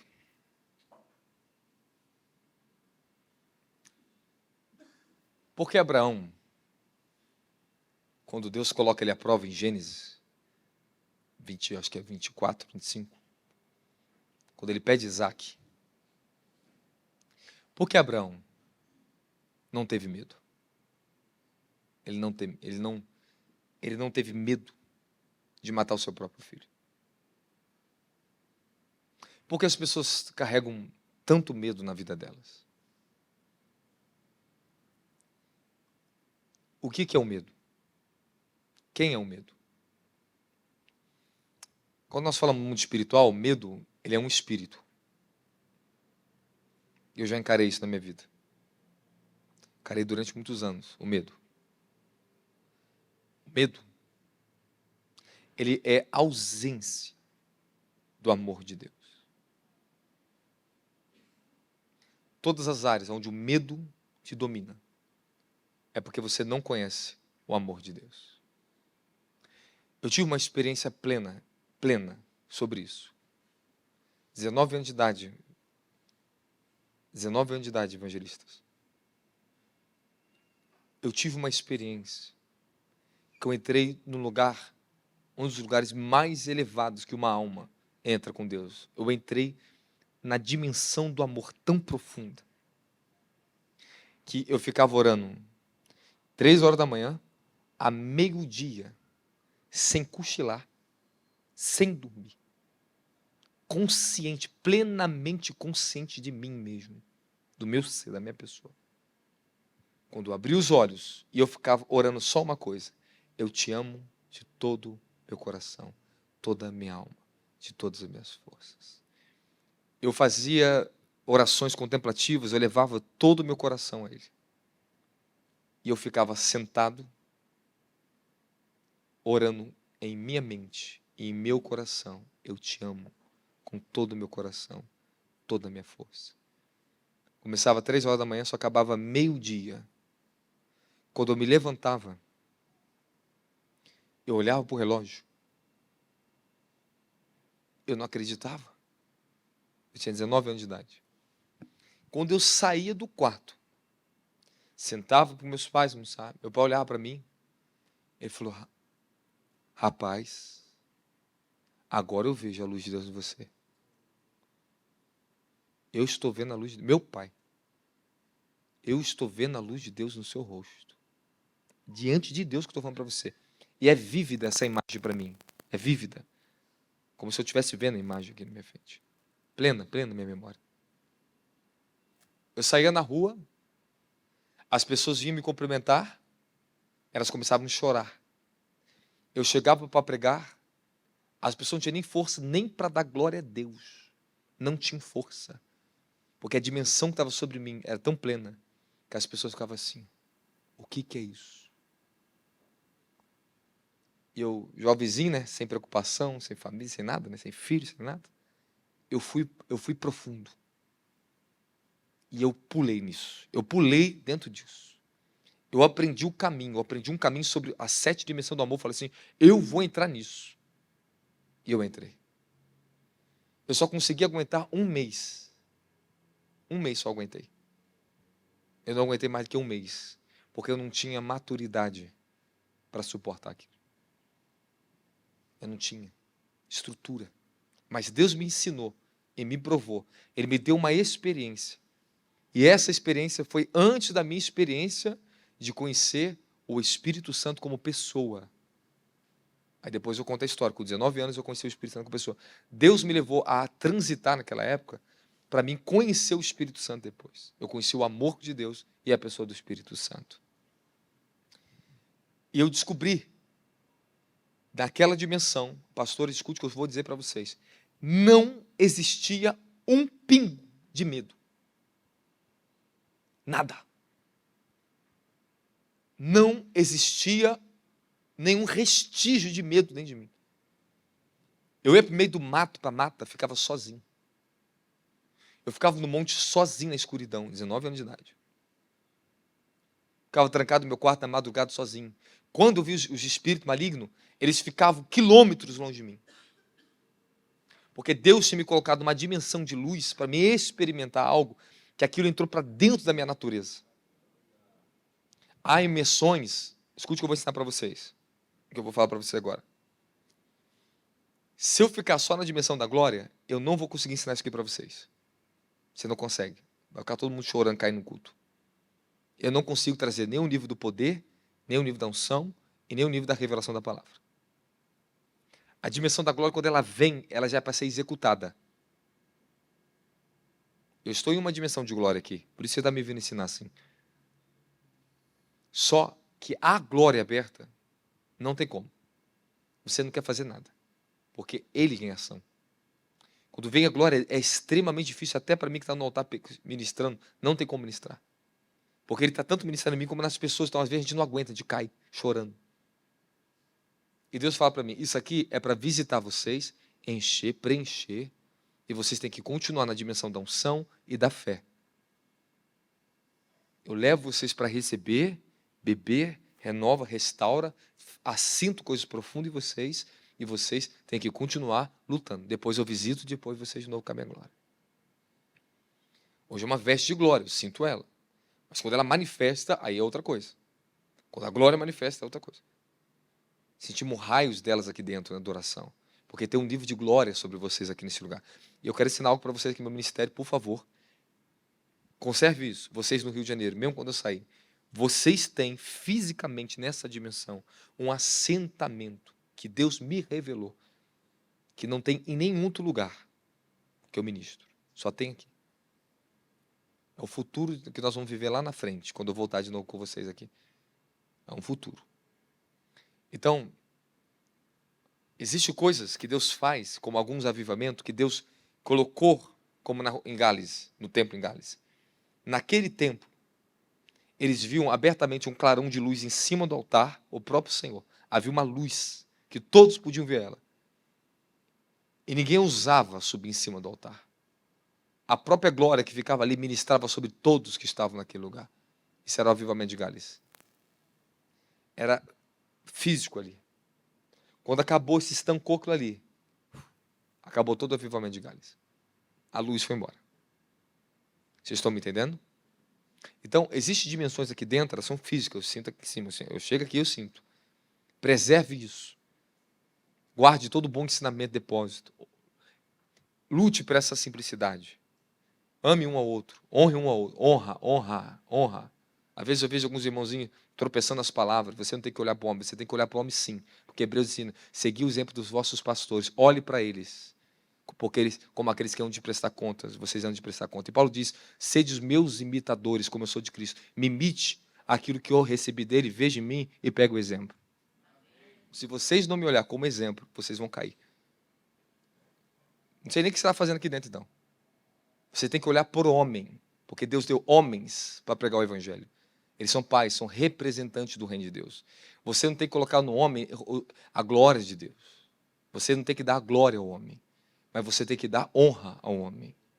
Você tem que olhar para o homem como honra, respeito, e você tem que olhar como um espelho para a sua vida, para você ser imitador. Amém? Exemplo para vocês. Então, se eu não olhar para vocês como exemplo, o que eu vou fazer aqui? Porque Cristo está em cada um de vocês, cada um de nós temos uma porção de Cristo. Então, nós temos que honrar isso. Temos que valorizar cada um, aquilo que Cristo colocou em cada um de nós. E a Bíblia nos ensina sobre isso. Então, agora, há pessoas que elas estão buscando, dando a glória ao homem. Ok? Outros, eles vêm porque o homem tem um testemunho e elas precisam receber deste homem, e vocês têm que ter testemunho para que elas também busquem vocês aquilo que é de Deus. Amém, amém? Isso não é glorificar o homem. Isso é um testemunho que o homem tem. João Batista está no deserto e as pessoas iam atrás do homem no deserto, porque o homem falava as palavras de Deus. Amém, amém? Então vocês têm que ir atrás de homens ungidos, que falem as palavras de Deus. Vocês têm que andar com sábios, para vocês saberem. Vocês têm que estar junto com os pastores, desejar estar junto com eles, porque eles vão te transmitir a unção, vão te transmitir luz. O anjo que está com eles vai abençoar a sua casa. Então, receba os pastores, marca um culto lá na sua casa, amém, amém? Faz um culto de ação de graça, um culto evangelístico. Chama, se eu tiver tempo, eu também vou, porque eu estou aqui para isso, amém, amém? E eu vou mesmo, eu faço isso, vocês não sabem. Eu vou lá no Nordeste, eu vou nas casinhas pobres, sento para tomar um cafezinho com eles. Da glória a Jesus Cristo. Fala, medo. Rapaz, hoje a escola está aberta aqui. Isso aqui é uma escola, tá? Posso continuar ou não posso? Ah, vou ir para casa, beleza. Estou com sono, pô. Fala, o medo. Quando você... Olha só, presta atenção que eu vou ensinar para vocês. Quando o medo te assola, começa por um princípio. Coisas justificáveis na sua mente, mas que elas não são legais. Pensamentos ilegais. Segundo, quando você está desconsciente da presença de Deus, o medo te assola. O momento que você se torna consciente que Ele está em você, com você, você vence o medo. Porque restaura o seu senso de confiança e força. Aleluia! Aleluia!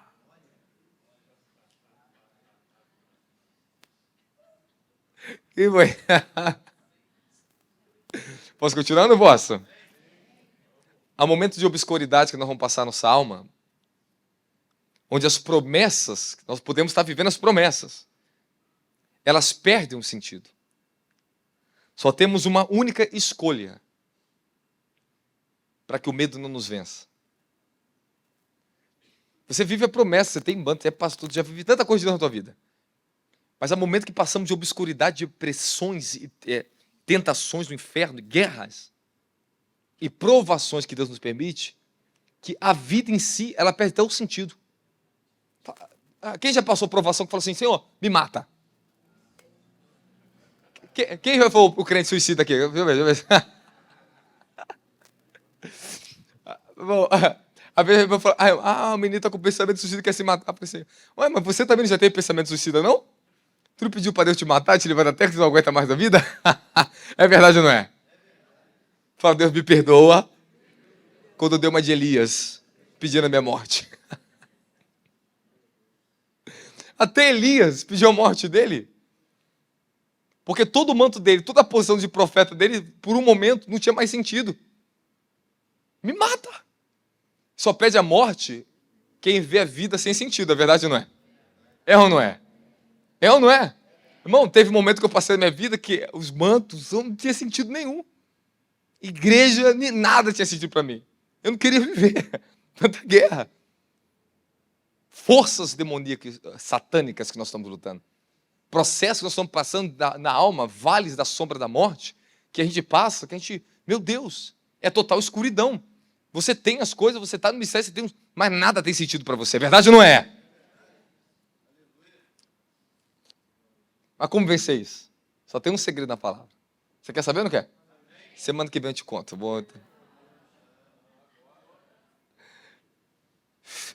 Fala, estar na fidelidade. Fala, pensar na fidelidade de Deus. Vou te mostrar na Bíblia. Se alimentar, se só tem uma escolha, você só pode se alimentar do que Ele é fiel. A fidelidade de Deus é o seu alimento nesse momento. Se você pegar o livro de Salmos, Bíblia, só tem uma coisa ali dentro que você vai ver que fez Davi vencer o inferno que ele passava. Ele fala assim, a sua fidelidade me sustentará. Tu és fiel, Senhor. Abraão foi colocado à prova. E como é que ele não teve o medo? Como é que ele resistiu, venceu o medo? Porque ele conhecia a fidelidade de Deus. Peraí, deixa eu te falar um negócio mais. Peraí. Acho que você não entendeu. O processo de Abraão é mais sério que a gente pensa, é verdade, não é? É ou não é? Eu quero saber de você. Deus te dá promessa e pede para você matar a promessa? Tu imagina na mente dele e fala assim, peraí, o Senhor está mandando eu matar, sacrificar a promessa que tu me deu? Fazer que a promessa não tenha sentido mais nenhum na minha vida? Matar todo o sentido que ela tem na minha vida? Por que Deus está fazendo isso? Eu encontro alguns motivos. Posso falar? Eu anotei para você. Engraçado que eu estava no carro. Eu fui falando isso aqui, Deus foi me dando, eu fui falando. Fala, obrigado, Jesus. Como é que Abraão conseguiu ser provado por Deus e não ter sentido medo e retroceder? O que Deus está nos ensinando sobre isso? Deus nos ensina que nós devemos viver não pelo prazer e motivação das promessas, mas pela sua fidelidade e deleite no seu temor. Meu filho, tu pode passar um inferno que for. Nunca deixe de ser fiel a Ele, não murmure, não duvide do teu Deus. É se alimentar da fidelidade dEle. É isso. Ter deleite no temor do Senhor. Senhor, é totalmente controverso, é obscuro, não entendo nada, estou com vontade de morrer, não quero mais ser crente, mas tu és fiel. A tua fidelidade, Senhor. Eu olho para a tua fidelidade. Senhor, tu és bom. Senhor, eu temo a ti, Senhor. Tenha misericórdia dessa alma fraca e esquisita. Dá glória a Jesus. Olha só, podemos estar vivendo as promessas e estar sendo drasticamente provados. Porque Deus provou. Porque Deus prova o caráter da nossa fé. Fala, caráter de fé. Quando o caráter da sua fé é provado, nasce a fidelidade. Quando nada mais faz sentido, só Deus faz sentido para você, tu se tornou fiel a Ele. Nasceu o fruto da fidelidade. Há momento que a tua fidelidade é provada por propostas, tentações, bênçãos antecipadas, que não é o tempo de Deus ainda na tua vida. Amém, amém? Mas, meu filho, você quer ver uma aprovação na sua fé? Fala qual? É isso. Quando promessa não faz sentido, quando nem o diabo faz sentido para você, ninguém faz sentido para você, quando você está no vale. Você tem tudo, mas parece estar morto. Nada tem sentido para você. Quando ninguém pode socorrer você. Quando parece que você está sentindo Deus te contrariar na terra. É quando o próprio Deus te coloca à prova. Tem coisas que nós somos colocados à prova pela vida. A vida nos prova, o diabo também vem nos provar, pessoas vêm nos provar, aquele irmãozinho esquisito está sempre te provando você. Mas teu marido te prova, tua mulher te prova, teu filho é uma prova, misericórdia. Sempre temos prova, é verdade, não é? Mas quando Deus vem provar sua fé, o seu caráter de fé, meu querido, essa é a mais difícil de escapar. Para mim, essa foi a mais difícil da minha vida, Senhor. Essa é sinistra. Suportar esse processo onde parece que nada que Ele te deu, parece que está tudo morrendo de você.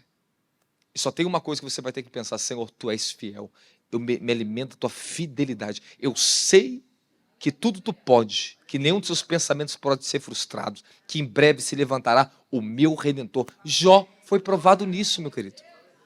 Dá glória a Jesus Cristo. Aê! Fala, o medo. Fala, o medo é a ausência da consciência da presença de Deus.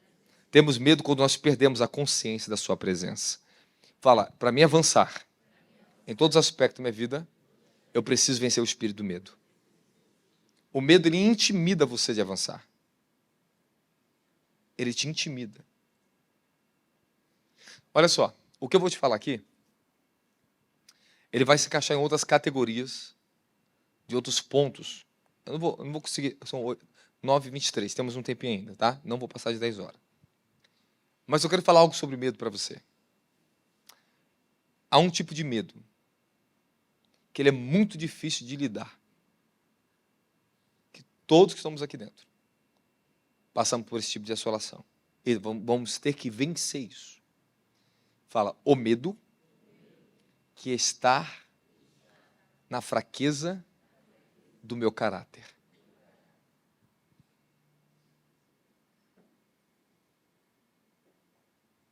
É quando Deus está chamando você para avançar, mas você tem uma fraqueza no seu caráter.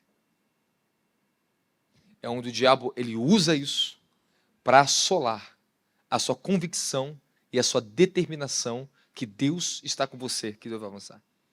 É fazer você olhar para aquilo que você ainda é incompleto, incapaz, fraco, tropego, onde o diabo mais te assola. Mas eu quero te dar uma boa notícia. Quem quer me ouvir? Escute o que eu vou te ensinar. Independente que as trevas possam te assolar, onde você tem uma debilidade de caráter, onde você é mais fraco no seu caráter. Por quê? Por que o caráter? Porque essa é a imagem de quem realmente você é o seu caráter. E quando você olha para a sua própria imagem e encontra que você não pode avançar, você se sente indigno, incapaz, insuficiente. Olha, esses trezinhos: indigno, incapaz e insuficiente. Por quê? Porque você se conhece. Aí nesse ponto que você transita. É nesse ponto que a fé ela tem que te elevar acima do medo. Você tem que se tornar mais consciente da presença e da bondade dele do que da sua incapacidade, da sua debilidade moral ou espiritual ou ética, seja o que for no seu caráter. Se Deus não se tornasse mais forte e a presença dele não fosse mais forte do que a minha fraqueza, eu não venceria o pecado. Eu não venceria o diabo. Eu não venceria a mim mesmo. Porque você tem que entender uma coisa. Quando Deus está te convidando a avançar, Ele te conhece. E Ele vai te libertar. Ele vai tratar. Ele que vai estruturar o caráter de Cristo em você. E isso é quando você decide avançar independente do que o inferno está a te acusar. Aleluia. Fala, independente das forças que tentam me resistir. Por causa da fraqueza do meu caráter, eu não dependo disso para avançar. Fala, eu não dependo de mim mesmo. E fala, eu tenho que depender dele. Não é, deixa eu encaixar isso aqui melhor, para ficar mais bonito. Não é a promessa, o que ele tem para fazer na sua vida, o que depende de você é a sua capacidade de rendição. Mancando, continue andando. Tropeçando, levante e continue andando. Correndo, quando você aprender a correr, corra, mas não se glorie. Amém, amém. E quando te tornar pleno, firme, um caráter forte, tremendo, completo, não se glorie. Porque foi Ele que colocou isso em você, da glória de Jesus Cristo. Com todas as minhas dificuldades que eu passava, desde a minha adolescência, desde a minha juventude. Teve épocas que eu tive experiência que Deus falou claramente comigo. Com tudo que você possa passar, com todo o inferno que você possa lutar na sua alma, com pessoas, família, circunstâncias, não pare de acreditar no que eu tenho na tua vida. Eu vou te visitar e vou te transformar. Tempo a tempo você vencerá. Aleluia. Repete comigo. Há uma posição que eu não posso sair. É da minha fé. Não pare por nada. Não saia da fé que Ele te deu. É pela fé que você vai vencer. Amém, amém. O diabo, ele traz o medo para resistir, trazer resistência dentro de você pela sua incapacidade. E você tem que aprender que você tem que contornar isso. Essa é a estratégia do diabo. Fazer você colocar o olho em você mesmo. Hebreus diz, Hebreus capítulo 12, versículo 3 em diante. Olhe para o autor e consumador da sua fé, colocando nossos olhos firmes naquele que suportou toda a contradição. Amém, amém. Carregou os vitupérios, lutou e venceu. Continua olhando para Ele. Aleluia.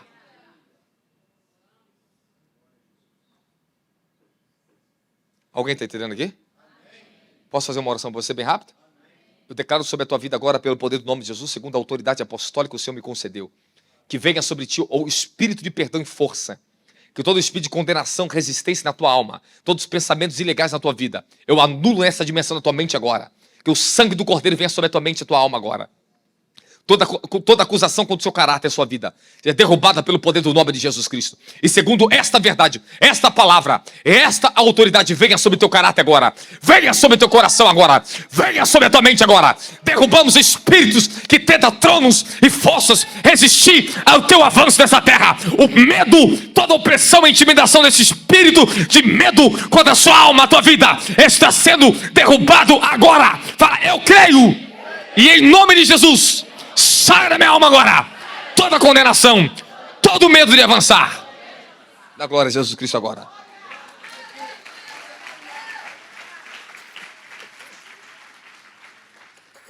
Aleluia. Aleluia. 9h29, a hora está ficando um pouquinho mais lenta agora, graças a Deus. Falamos de 2 pontos que nos impedem de avançar: ofensa e medo.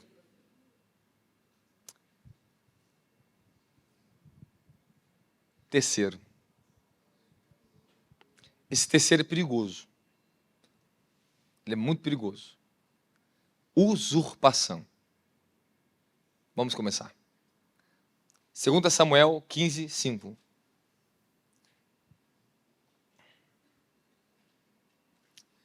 E sempre que alguém se aproximava para prostrar-se diante dele, ele estendia a mão e puxava para si. Quem é isso aí? Fala, Absalão.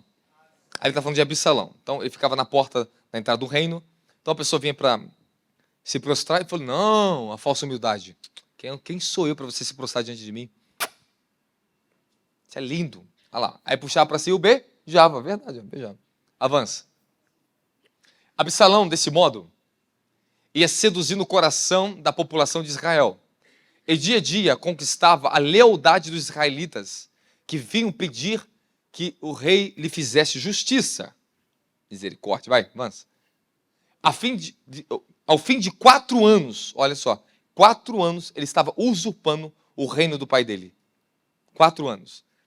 Abraão solicitou ao rei: permita-me que eu vá a Hebrom, a fim de cumprir um voto que fiz ao Senhor. Está mentindo, espírito aqui, ó, de mentira, usurpação. Né? Vou parar aqui, porque não preciso estender muito aqui, para você, que você já conhece o resto da história. Abraão foi para Hebrom para se declarar rei. Ele seria sucessor. Ele seria o grande candidato a ser o sucessor do rei. Só que ele teve uma antecipação na vida dele.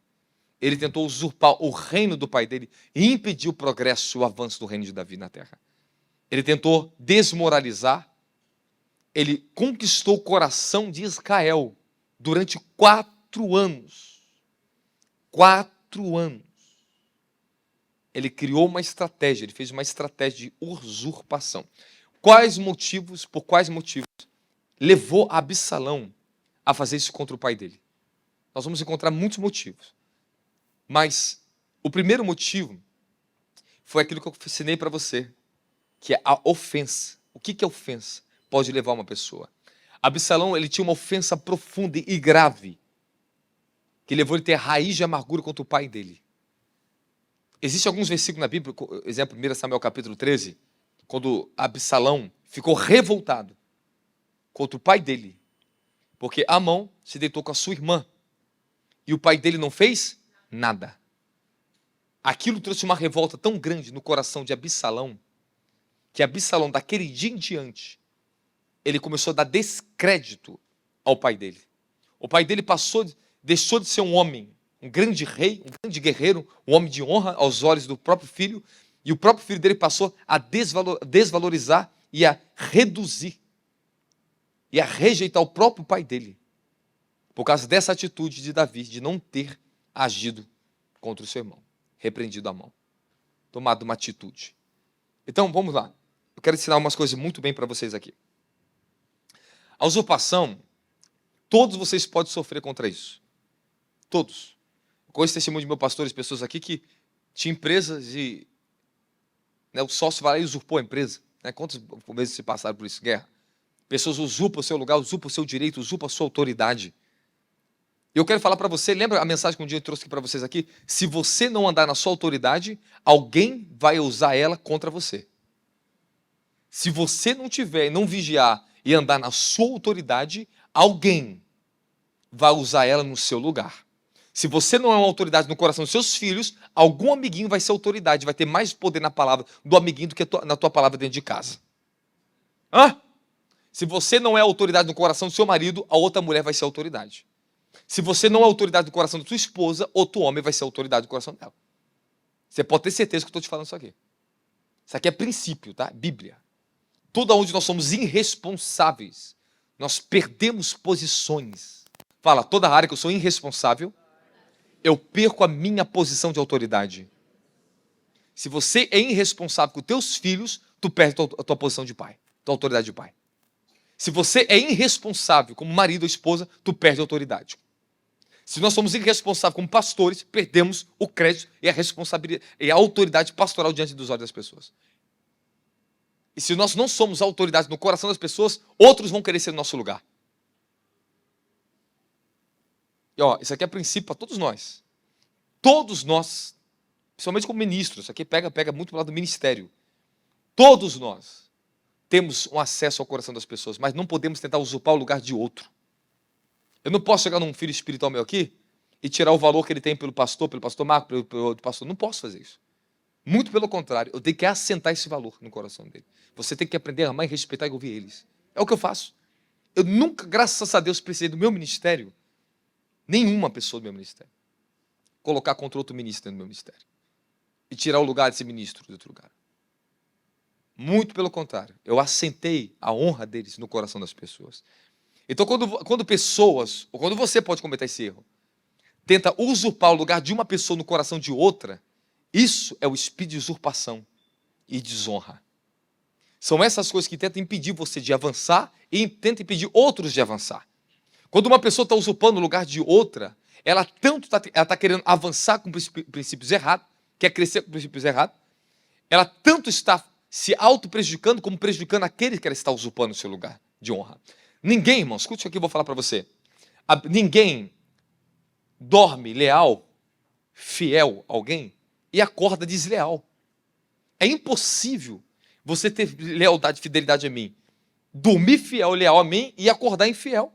É impossível. Fala, por quê? Porque só tem uma maneira de uma pessoa perder fidelidade e lealdade. Existe uma diferença entre essas duas coisas. A fidelidade de uma pessoa, ela cumpre tudo dentro do que se espera. É fiel ao ministério, fiel ao compromisso, fiel ao horário, fiel isso aqui, fiel isso aqui, fiel... Beleza. Só que tem um limite. Existe um limite. O leal, a lealdade, pelo contrário, ela anda 2 milhas. A fidelidade anda 1 milha. Mas a lealdade, ela anda 2 milhas. Ela vai além. Ela transcende somente cumprir regras, ordens, ser fiéis dentro de organizações. Ela transcende. Ela vai até a morte com você. Se todo mundo cair, se um dia, se eu desse qualquer problema na minha vida, só fica comigo quem é leal a mim. Os fiéis vão embora. Muitos fiéis eu perco, mas os leais eu não perco. Davi, quando ele sofreu a usurpação do filho dele no reino, somente aqueles que eram leais a ele foram com ele. Os que eram fiéis a ele ficaram tudo com Absalão. Fidelidade, ela é boa. Ela cumpre tudo que é para ser cumprido. Mas lealdade é aliança. Fidelidade é um contrato, obrigações. Você é muito fiel nisso aqui. Mas lealdade é o que Abraão tinha. Foi fiel em tudo, mas chegou um tempo que Deus provou a lealdade dele. Eu vou te contrariar. Eu quero ver se você me ama. Pessoas leais, tu pode contrariar elas, pode sofrer o que for, mas elas não saem de perto de você. Elas suportam, elas lutam, mas elas estão ali. Momentos da minha vida que ninguém me entendia em nada do que eu estava passando na minha vida. Só ficou naquele momento quem era leal a mim. Onde muitos iam embora, só ficou os leais. Quem está comigo da glória a Jesus Cristo? Então, o que aconteceu com o Absalão? Eu vou ser bem rápido isso aqui, porque isso aqui é muito profundo. Eu estou esperando um momento para escola de ministério para tratar dessas coisas com vocês. Mas deixa eu só falar algum parecer muito importante sobre a questão de usurpação. A ofensa gerou amargura em Absalão, que levou ele a trazer usurpação, que é rebelião. Começam com desvalorização, descrédito e insatisfação. Agora eu vou te dar um parecer aqui dentro. Segura isso aqui para você não tropeçar na usurpação e nem na rebelião. Quer me ouvir ou não quer, vocês? Quer ou não quer, crente? Então vamos lá. O que Absalão ele carregava no coração dele? Amargura, fala, e insatisfação. Ok. Toda vez. É isso aqui que vocês vão entender aqui agora. Como é que a ofensa nasce? Toda vez que você se sentir insatisfeito com o seu ministério, com a posição que você tem, com a vida que você tem, escute o que eu vou te dizer e não perca isso aqui no teu coração. Você pode ter certeza que eu vou te falar. Você entrou na desqualificação. Você está desqualificado. Uma vez que você se sente insatisfeito com a tua casa, com a tua família, tu já está desqualificado, você vai perder, vai apanhar. Tu vai errar. A insatisfação trará desqualificação. O que eu experimentei de ministério e vida, o que eu observei por muitos lugares também que eu andei nos ministérios, é que quando a pessoa começava a se tornar insatisfeita com aquilo que eu pregava, começava a não gostar, começava o espírito de ofensa a nascer no coração da pessoa. Então, se eu falasse qualquer coisa a mais, ou qualquer tipo de pregação que parentava ser para ela, a pessoa se ofendia contra mim, porque estava insatisfeita. E quando a pessoa está insatisfeita, ela começa a ter os seguintes sintomas. Vamos começar. Vamos lá. Atitudes independentes é o primeiro delas.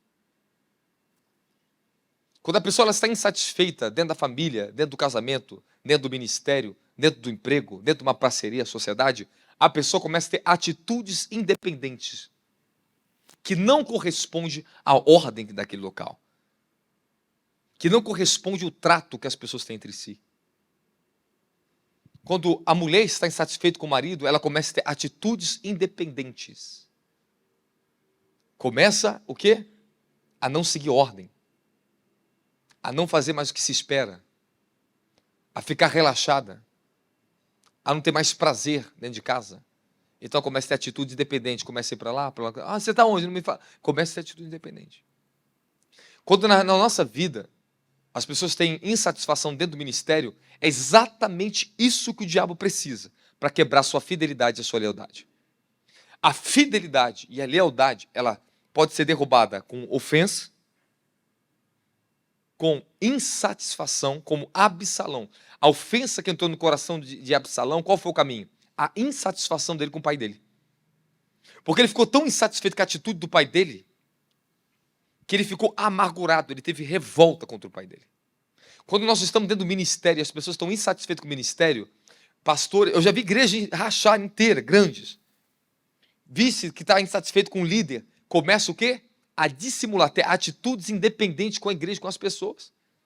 Isso provoca o quê? Divisão, depois gera usurpação. Quem está comigo da glória, Jesus Cristo aí. Vamos lá, atitude independente. Atitude independente gera competitividade. As pessoas ficam competitivas dentro da igreja. Ok? 2. Atitudes independentes geram insubmissão. Recebi a ordem, já não gosta da ordem. Já reclama, já murmura. O que era antes fácil para aceitar, agora se torna difícil. Tu fala a mesma coisa, mas parece que agora está ofendendo, porque a pessoa está insatisfeita. Vocês estão sérios olhando para mim, assim, todo mundo assim, caraca. Será que tem alguém insatisfeito aqui dentro, Jesus? Posso continuar ou não posso? Atitudes independentes geram desconexão. As pessoas se desconectam. Falavam a mesma coisa, mas agora não falam a mesma coisa. Estavam conectados, são desconectados. Tinha comunhão, tinha harmonia, não tem mais harmonia. Se eu pegar um músico aqui, se um estiver insatisfeito com o outro, o tom sai errado. Canta a mesma música, toca a mesma música, mas não tem sintonia. Quando nós estamos insatisfeitos, nós estamos fora de conexão, estamos desconectados um com o outro.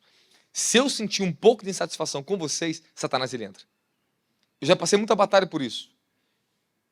O diabo ele quer colocar no nosso coração como líder também insatisfação também.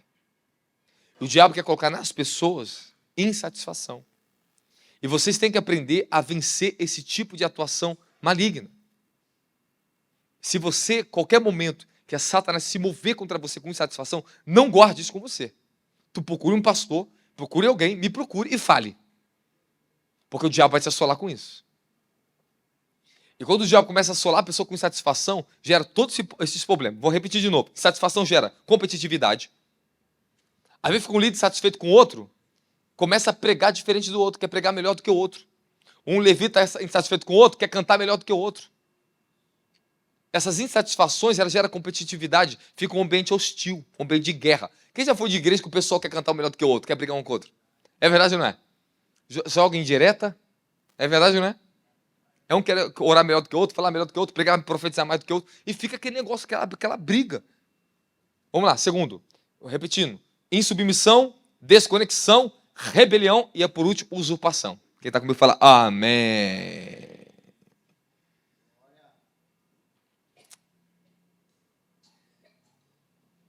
Palavras desse tipo ocorrem no coração de quem está insatisfeito. Sempre achar que o que está fazendo é melhor do que o outro. Ah, eu já fui de outro ministério, eu sei como é que funciona. Palavras que vão contrariar a gestão do funcionamento, as ordens. Sempre será a pessoa, quem está insatisfeito, no geral, a pessoa quer ser vista por outros. Quer mostrar que é melhor ou que faz melhor do que quem está na frente. O espírito de usurpação, ele impede o nosso avanço. Eu estou falando, o tema da mensagem é tirando o impedimento. Você está entendendo que essa mensagem é muito séria para nós?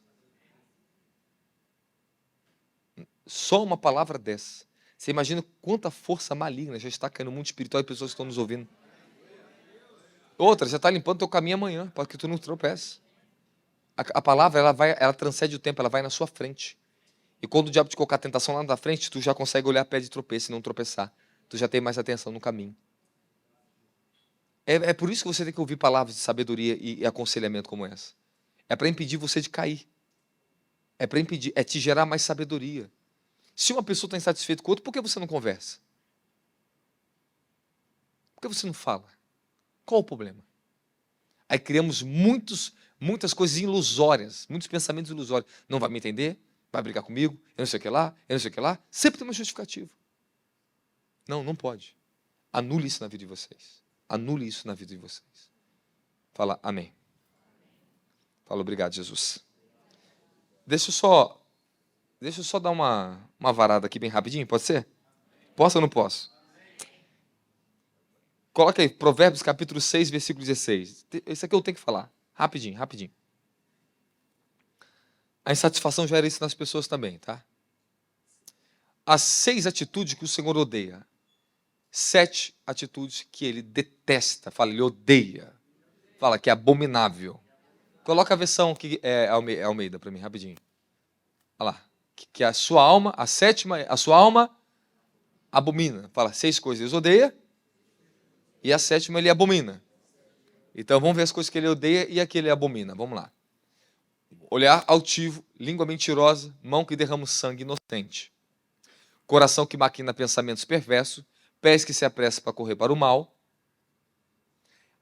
A sétima, a testemunha falsa que profere mentiras. E o que semeia contenda entre os irmãos.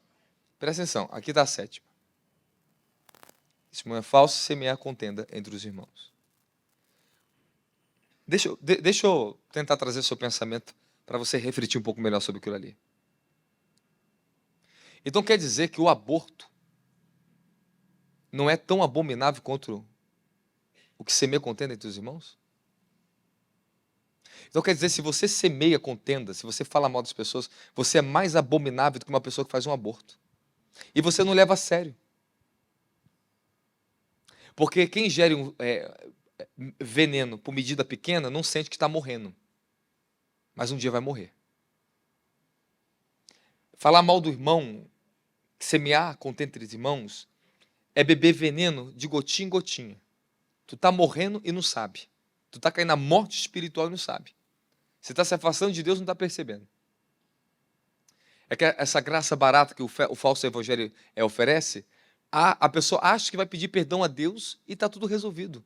Não, meu querido, se você falou mal do seu irmão, você tem que falar com ele. É um pecado que Deus não te perdoa direto. Você tem que ir lá e pedir perdão para a pessoa. É a pessoa que te perdoa e não é Deus.